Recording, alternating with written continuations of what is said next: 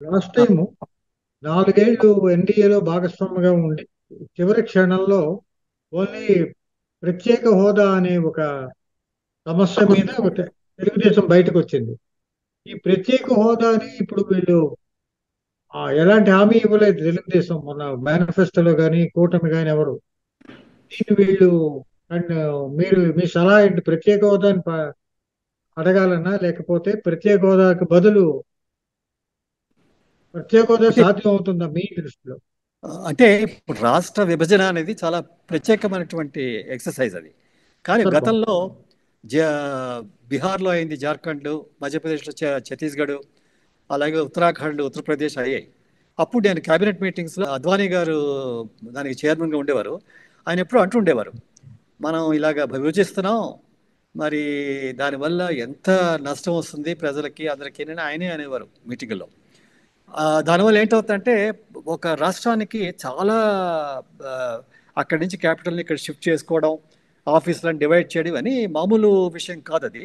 కనుక కొంతవరకు దాన్ని కన్సిడర్ చేసి దానికి కావలసినటువంటి నష్టపరిహారం దానికి స్పెషల్ ఒక ప్యాకేజ్ లాగా ఇవ్వాలి.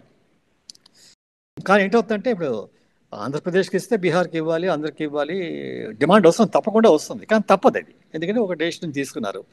మరి దీని మీద ప్రీవియస్ గవర్నమెంట్ వాళ్ళు ఏదో స్పెషల్ హోదా మీద పెద్ద గొడవ చేశారు, కానీ ఎక్కడా ఏం చేయలేదు. తర్వాత మెల్లిగా వదులుకున్నారు అది.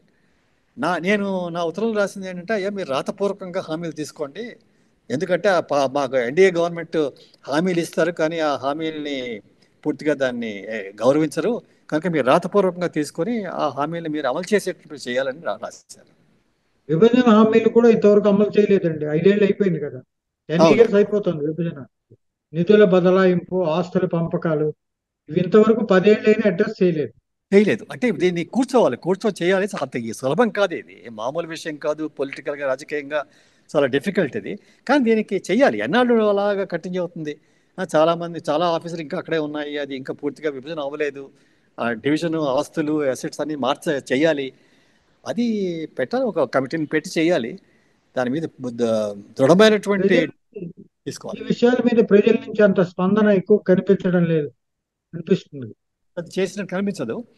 కానీ నా ఆ, ఉద్దేశంలో చేయకపోతే ఏంటవుతుందంటే అది డిలే అయిన కొద్దీ ఆ ప్రాబ్లమ్స్ తాలూకు ఇది ఇంకా తీవ్రత పెరుగుతుంది. కాంప్లికేట్ ఆ, అయిపోతుంది.